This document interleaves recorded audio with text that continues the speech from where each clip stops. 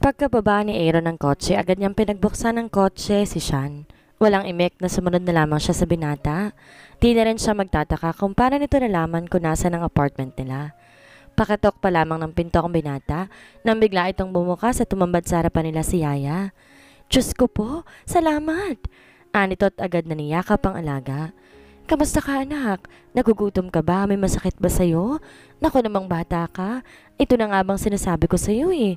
Anito na hindi magkamayaw kakatanong, kakasuri sa katawan ng alaga. Di naman makatingin ng diretso si Sean sa yaya niya. Kaya't niyakap na lang niya ito na mahigpit at di na napigilang mapahagulhol. Yaya, I love you. Mahal na mahal ko po kayo. Ikaw ang pinaka-importanting tao sa buhay ko. Sabi ni Sean na humihikbi. Alam ko yon anak. Halika, pumasok ka na sa loob at ipaghahanda kita ng pagkain. Ani Yaya at saka bumaling sa binata. Aaron, salamat ha at tumupad ka sa kasunduan natin. Alam mo kung gaano ko kamahal ang alaga ko. Anito. May isang salita po ko, Yaya, at lahat ng binibitawan kong pangako tutuparin ko.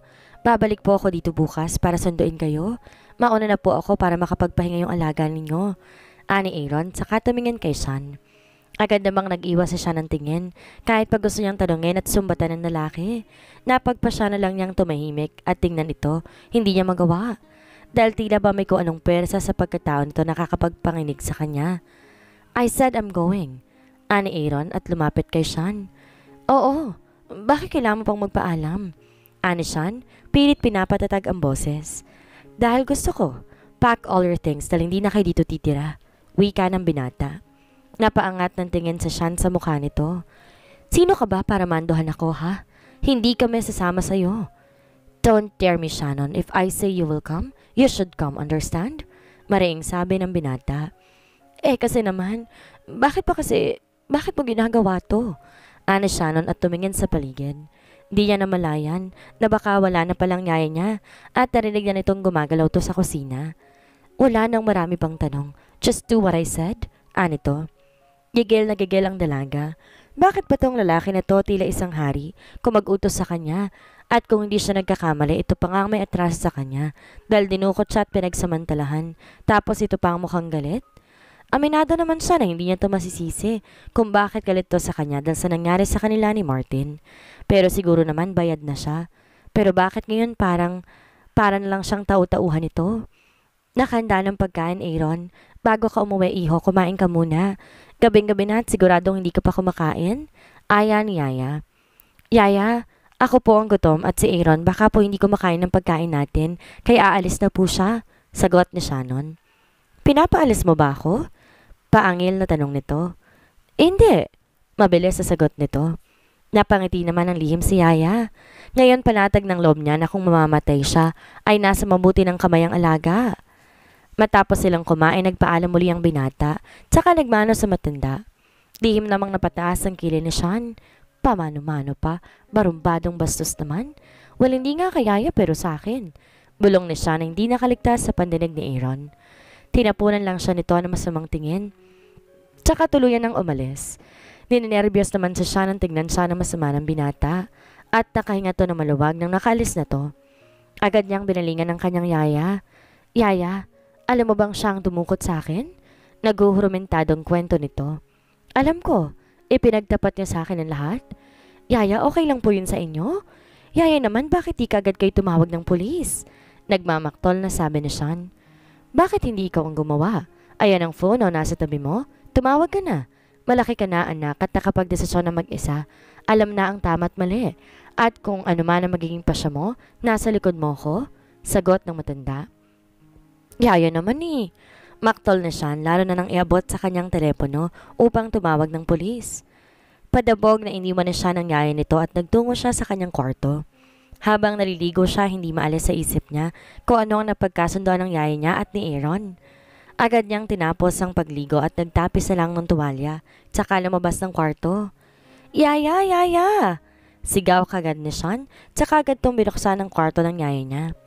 Napakunot ang noon niya na makitang handa na ito. May mga maletang nakatayo sa tabi ng pintuan. Lalo siyang nagduda. O anak, may kailangan ka? Yaya, ano pong napagkasundoan ninyo ng lalaking yon? Ah, yun ba? kapalit ng pagtira natin sa kanya. At dahil nararamdaman kong mabuti naman siyang tao, nakipagkasundo ako. Ano na lang naman yung dun tayo titira, kesa naman ang hindi kita makasama. Sagot nito na hindi makatingin. Yaya, bakit pakiramdam ko? May iba pang dahilan? Guni-guni mo lang yun. Hala, magbihis ka na nga't basang-basa ka na. Tumutuloy yung buhok mo. Kailangan mo pang matulog para bukas may lakas kang mag-impake ng gamit mo. Bukas na tayo dito susunduin ng asawa. Ni Aaron? Sabi ng matanda. Napabuntong hininga na lang sa Sean. Bakit napakabilis ng pangyayari sa kanyang buhay? Nagahasa siya. At worst, doon pa sila titira sa bahay ng taong nanggahasa sa kanya. At kapatid pa to ng ex niya? Anak, itong tatandaan mo ha? Mahal na mahal kita higit sa kanino pa man. Kaya gagawin kong lahat para lumigaya ka lang. Sabi ng yaya niya at sa kanya niyakap. Ang drama mo yaya ha? Pero mahal na mahal din po kita. Salamat po at di mo ako pinabayaan. Honest siya na hindi na malayang tumulong luha. Sige na anak, magpahinga ka na. Madaling araw na oh. Pagtataboy ng matanda dahil nakakaramdam na naman to ng matinding pananakit ng ulo at ayaw nitong masaksiyan iyon ni Shannon. Walang nagawa si Sean kundi ang mahiga sa kama. Hindi na siya nag-abala pang magbihis. Isa pa, nakatapis naman siya ng tuwalya kaya't nakahiga na lamang siya ng ganon sa kama. Napapikit siya ng mariin ang malalang nangyari sa kanila ng binata. Bumabalik-balik yon sa kanyang isipan. Ang isiping yo'y nakapagdudulot sa kanya ng init ng katawan. Tila ba isa itong droga na hinahanap-hanap niya? Kung noon bawat paghinga niya sa kamay ang kababuyang ginawa sa kanya, ang kanyang naalala at lagi siyang takot tuwing matutulog dahil baka mapanaginipan na naman niya ito. Ngayon naman ang mga paghawak at pagdaman ng binata sa katawan niya ang umuukil-kil sa kanyang isipan. Ano bang nangyayari sa akin? Bakit wala akong madamang pandidiri? Bakit di ko naramdamang ginagahasa niya ako? Bakit mukha na lang niyang lagi ko nakikita tuwing ipipikit ko ang mata ko? Bulong ni Sean sa sarili. Kinaumagahan, maagang nagising si Shannon, pero mas tamang sabihin hindi naman siya nagising dahil hindi siya nakatulog kaya't gising talaga siya. Magdamag niyang pilit kinakalimutan ang mukha ng binata, pero pasaway talaga to. Lagi na lang tong pumapasok. Nagbihis muna siya ng short na lampas tuhod. Hanggang doon lamang kanyang po pwedeng ipakita dahil yun ang hindi naaabot ng mga marka. Nagdadalawang isip siya kung sasama ba siya o hindi, pero wala naman siyang pagpipilian. Ang sigawan lang siya ng binata, nanginginig na siya. Napabuntong hininga na lang siya at nanguha ng maleta upang ilagay doon ang mga gamit nila. Hindi pa siya nangangalahati nang bumukas ang pinto ng kanyang kwarto. Andito na si Aaron anak, ani Yaya. Ya, sobrang aga naman po. Angal ni Sean. Inagahan ko dahil marami pa akong aasikasuhin. Pupunta ako ng Pangasinan para kausapin ang iyong ama na si Governor Gomez. Ani Aaron. Bakit? Anong kailangan mo sa kanya? Kinakabahang tanong ni Sean. Marami. About business. Kaya't dalian mo. May mga kasama ko magbubuhat ng gamit nyo para ilagay sa van. Simpleng sagot naman ito. Gusto mo bang sumama sa Pangasinan? Nananansyang tanong ng binata. Hindi. Madiing sagot ni Sean. Natahimik naman bigla ang binata. Nagkibit balikat na lang. Paglabas na ng kwarto ng dalaga, may dalawang lalaki na naghihintay sa kanila. Kunin ang mga gamit nila at ilagay sa van. Utos ni Aaron, ngunit para namang hindi siya narinig ng mga to dahil nakatutok ang mga mata nila sa mukha ni Sean na wala namang kamalay-malay na may tumititig sa kanya dahil nakabaling to sa ibang direksyon. Nangingit-ngit ang kalooban ni Aaron. Ines na pinalipat ng sabay ang kamay ng dalawang lalaki gamit ang magkabilaang kamay niya. Stop staring at my wife or else you will regret it. Galit na bulong ni Aaron sa dalawang lalaki. Para namang binuhusan ng malamig na tubig ang dalawang lalaki. Kilala nila ang kanilang amo. Yes, boss. Pasensya na po. Nagandahan lang po kami sa kanya. Kabadong sagot ng lalaki. Matapos lumabas ang dalawang lalaki, nakabusangot na lumapit si Aaron kay Sean. Hindi ka pa ba tapos? Iritadong tanong niya. Hindi pa. Sandali na lang. Sagot naman ito. One more thing, don't wear shorts. Hindi bagay sa'yo and stop flirting with other guy. I will wait for you in the car. Sa van sasakay si Yaya. Sagot ni Aaron, tsaka iniwan ng dalagang hindi makapagsalita dahil sa sinabi niya. Nakalabas ng pinto si Aaron na makabawi si Sean. Inis na inagis niyang isang pares ng kanyang tsinela sa pinto. At nagkataon namang bumukas ang pinto at sapol sa mukha si Aaron dahil may nakalimutan sa loob kaya bumalik. Shit! Bakit mo ako binato? Galit na sigaw nito. Hindi ko sinasadya. May langaw kasi binato ko. Di ko naman alam papasok ka na uutal na sagot ni Sean. Hindi alam? Ani Aaron tsaka dahan-dahang lumapit kay Sean. Urong naman ang urong ang dalaga hanggang sa napasandal na siya sa pader. What if I kiss you? Then sabihin kong hindi ko sinasadya. Will you be happy? Ani Aaron at di na hinintay na sumagot sa Sean dahil hinalikan na nito ang dalaga. Diyos Mariosep ng mga bata kayo. Kay aga-agat may mga kasama pa kayo dito. Ani Yaya Cora. Agad namang itinulak ni Sean sa Aaron na nakangisi. I am sorry, Yaya. Tanging nasabi na lamang ni Aaron sa yaya ni Sean. Pagdating nila sa kondo ng binata, agad na sinamahan ni Aaron si Yaya sa kwarto nito. Natigilan naman si Sean. Inihintay niya kung saan sasabihin ni Aaron na magiging kwarto niya. Pero di na siya nakatiis dahil dala ang antok at pagod. Gusto na niyang matulog. Saan pala magiging kwarto ko? Gusto ko kasing matulog. Nahihiyang tanong ng dalaga. In our room, and you will sleep in my bed? Seryosong sagot ni Aaron. Napaawang naman ang bibig ng dalaga sa narinig. Bakit dito?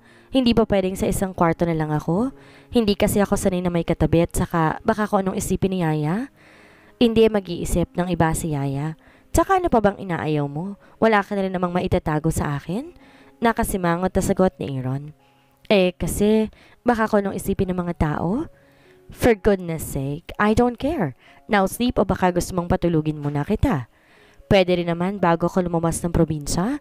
Ani Aaron na may naglalatong pilyong ngiti sa labi. Dahan-dahang lumapit si Aaron kay Sean. Bigla namang kinabahan si Sean kaya bigla itong tumakbo sa kama at agad kinuha ang comforter at nagtalokbong. Matutulog na ako. Umalis ka na. Nakahinga siya ng maginhawa nang maramdamang humakbang na ito palayo. Pero nabigla siya na may lala. Lalo pat papunta na daw to sa bahay ng mga magulang. Sandali. May kinalaman ba to sa pinapirmahan mo sa akin? Tsaka ano ba yung papel na yon? Ani Shannon. Huminto naman ng paghakbang. Tsaka tumingin sa dalawa. You wanna know? Sasabihin ko sa'yo sa isang kondisyon. Ani Aaron. Bakit kailangan pang may kondisyon? Nakangusong tanong ni Sean. Dahil gusto ko. Now kung gusto mong malaman ko anong nilalaman ng pinirmahan mo, you need to pleasure me tonight. Sagot ng binata. Tsaka tuloy nang lumabas ng kwarto. Tigagal naman si Sean. Awang ang bibig na nakatingin sa pinto na nilabasan ng binata. Iniwan na naman siyang nakabitin ng binata at naiinis siya dito dahil lagi nalang umuurong ang kanyang dila kapag ito ang nagsalita. Muli siyang nagtalokbong ng comforter at pinilit na lamang matulog. Ngunit parang tukso naman, nakikita niya sa isip ang ginagawang paghalik sa kanya ng binata.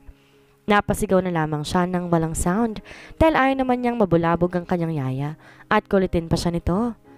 Welcome Pangasinan. Diretso mga mata ni Aaron sa daan. Sumilip siya sa front mirror at nakita niya ang dalawang van na nakasunod lang sa kanya. Nang malaman nito na si Gobernador Gomez ang ama ni Sean, hindi na siya nahirapan pang alamin ang background at mahahalagang information sa naturang gobernador. Ito ang taong sumusubok makapasok sa org na siya ang leader. Samahan ng mga may impluwensyang tao, mga sikat na negosyante, organization against corruption. The members put him as a leader because he has a personality that others can tame. Except the fact that he can kill you in a second if he want. Alpha Omega Organization. Sila ang mga pumupuksa sa mga taong nagnanakaw sa pera ng iba, lalo na sa larangan ng negosyo. Iba't ibang lahi. Ang mga miyembro nito sa iba't ibang panig ng mundo. Secret org ng nakakaalam lamang ay mga bigati mga negosyante at mga miyembro. Though hindi pa niya na-meet ng personal si Gobernador, but he knows a lot to him. Isa rin itong magaling na negosyante. Ngunit ang hindi niya alam, nagawa nitong ipagpalit ang anak para sa pangalan at pangarap. Napatiimbagang si Aaron. Memoryado niya sa isip bawat pilat o marka sa katawan ng asawa. Nanilisik ang kanyang mga mata. Ipinangako sa sarili, magbabayad ng malaki ang gumawa noon sa asawa at uunahan nitong tiyo nitong nasa Amerika. Pagkababa ni Aaron sa kanyang sasakyan, nagmasid muna siya sa paligid. Napaismid siya sa laki ng bahay ng naturang gobernador. Isang armadong lalaking lumapit sa kanya. Sino ka? Sabay tutok ng barel sa ulo ni Aaron. Masamang tinginan ni Aaron ang lalaki. If you will not put down your gun, I will kill you. Babala pa ni Aaron. Aba, at maangas ka ha? Ika ng lalaki at akmang papaluin ito ng baril ang ulo ni Aaron nang sa isang iglap lamang napalapit nito ang kamay ng lalaki sabay tutok ng baril sa sentido nito. Ang mga lalaki naman na sakay ng van nagsibabaan na makita nila kanina na tinuktukan ng tauhan ng gobernador ang kanilang amo. Tinitigan ni Aaron ng mga ito, tila sinasabi ng mga mata ng binata na huwag silang makikialam dahil simple lang ito sa kanya. At nagtanguan naman ng mga to kahit walang boses na lumalabas sa bibig ng amo. You bastard! Galit na sabi ni Aaron. Boss, baka pumutok po yan. Takot na sambit ito. Talagang ipuputok ko to sa'yo, ani Aaron. Next time, kikilalanin mo muna kung sinong kaharap mo. Ika pa niya sabay sipa sa lalaki. Now you will escort me to Gobernador Gomez o pasasabugin ko yung bungo mo. Opo boss, ihatid ko na po kayo. Nanginginig na turan ng tauhan ni Gov. Sige, lakad. Opo. Nauutal na sagot nito. May 3 tauhan sa Aaron na sumunod sa kanila at may mga naiwan pa sa van. Samantalang ang mga tauhan naman ni Gobernador nagsipagbunutan ng mga baril. Mga pare, huwag kayong magpapaputok. Baka tuloy na ko nitong si Bossing. Gusto lang naman niyang makausap si Gov. Nagulat ko lang. Alalang awat ng lalaki sa mga kasamahan. Anong kaguluhan ito? Lahat napalingon ng biglang sumulpot si Gobernador. Finally, we meet already, Governor. Ani Aaron. Inihagis sa tauhan ng baril na nakuha sa lalaki. Sino ka? Ang bilis mo namang makalimot, Gobernador. I am Aaron Magallanes. Sagot ng binata. Namutla namang bigla ang Gobernador. Pati rin pala mga tauhan mo walang manners. By the way, kaya ako napapunta rito para makausap ka. In private. Oh, Mr. Magallanes. Doon tayo sa loob. Ani Gov na tila isang maamong tupa nang makilalang panauhin tsaka bumaling sa mga tauhan. Kayo at ikaw. Baling nito sa lalaking ng chip kay Aaron. Magtutuos tayo mamaya. Ani Gov tsaka inakay ang binatang may seryosong aura. Ano bang may paglilingkod ko sa'yo, iho? Just wanna know where's the address of your asshole brother in America? Seryosong tanong ni Aaron. Bakit mo gustong malaman, iho? May nagwabang ba kasalanan ng kapatid ko? Ako lang humihingi ng dispensa kung mayroon man, sabi ni Gov Gomez. Naningkit ang mga mata ni Aaron sa sinabi ng gobernador. Sa akin wala, pero sa asawa ko, meron. Mariing sagot ni Aaron. Biglang natakot ang Gov sa nakitang reaksyon sa binata. Ngunit naglakas loob pa rin siyang magtanong. Ano bang ginawa ng kapatid ko sa asawa mo, iho? Kinakabahang tanong nito. He attempt tagahasain. Biglang namutla ang gobernador sa narinig at naalala niya ang anak na muntik nang maghahasa ng kapatid. Ngunit ngayon nakaramdam siya ng takot para sa kapatid. Marami na siyang narinig na haka-haka sa taong kausap niya ngayon. Kahit gaano pa kasama ang kapatid pa rin niya to. I am sorry, iho. Hindi ko alam. Nakayokong sagot ni Gov. Shit, Governor. I'm afraid you don't know me. I can destroy you so easily. Ngayon, sasabihin mo ba sa akin o hindi? Ani Aaron, sabay palo sa mesa na kinagulat ng gobernador. Okay, iibahin ko ang tanong, Gov Gomez. Pwede mo bang ibigay sa akin ng mga listahan ng mga lalaki at ng mga sindikato na dumukot sa inyong anak na hindi mo lang nakamit ang katarungan? Bakit kailangan mo pang malaman? Matagal lang tapos yon at ibinoon na sa limot? Ano bang layunin mo, Mr. Magallanes? Balik tanong ng governor. Kanina pa tayo nagpapaikot-ikot dito. Sa ayaw at sa gusto mo, sasabihin mo sa akin. Huwag mong hintayin na mawala ang malit na respeto ko sa inyo dahil ama ka ng asawa ko. Now tell me. Ani Aaron sabay bunot ng baril at ipinutok yon sa isang tauhan ni governor na akmang bubunot ng baril para balilin sana si Aaron. Nanginig ang buong sistema ni Gov dahil paglingon nito kita niyang sapol sa noo ang tauhan nito. Napatango na lamang siya at walang choice kundi ang sabihin kay Aaron ang lahat. Noon niya napatunayan, totoo nga ang kanyang mga naririnig tungkol sa leader ng Alpha Omega. Thanks for the information, Gov. Tama lang palang magalit sa iyong asawa ko. At tama lang din na hindi kayo dapat kilalanin na magiging anak ko. Sa pagharap natin to, dapat ko lang pala talagang protekta ng asawa ko at magiging anak. Ibibigay ko ang katarungan para kay Shannon, kaya kung ako sa'yo, paghandain mo ng kapatid mo. Naguguluhan pa rin nakatingin si Gov kay Aaron dahil sinasabi nitong asawa niyang kanyang anak. At tila nabasa naman yun ng binata. Yes, asawa ko ng anak mo at malas lang ng mga nagpahirap sa kanya dahil akong magpaparusa. Goodbye, Gov. Sana sa muling nating pagkukurusan ng landas, karapat dapat ka na maging ama ng asawa ko. Ani Aaron sabay tayo. Dinaanan lang nito ang mga lalaking di makabunot ng barel sa takot na maunahan sila. Hindi naman makatulog si Shannon. Gabi na wala pa rin ang binatang hinihintay. Kinakabahan siya dahil isang kamang hinihigaan nila. Nagbuntong hininga siya. Sinipat ang oras at napailing to na makita 10:00 na ng gabi. Naiisip na lang niyang matutulog na siya. Baka di na darating ang binata o kaya baka hindi sa kwarto nila matutulog. Napangiwi ng bahagya si Sean sa isiping kwarto nila yon ni Aaron. Assuming naman siya. Ipirikit na lang niya ang mga mata at pinilit na makatulog at napagtagumpay naman niya.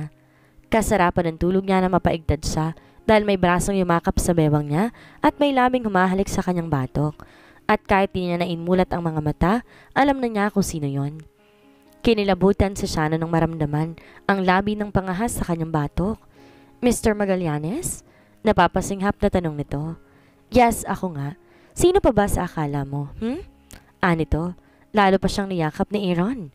Nakatalikod siya dito kaya hindi niya makita ang pilyong iting naglalaro sa kanyang labi.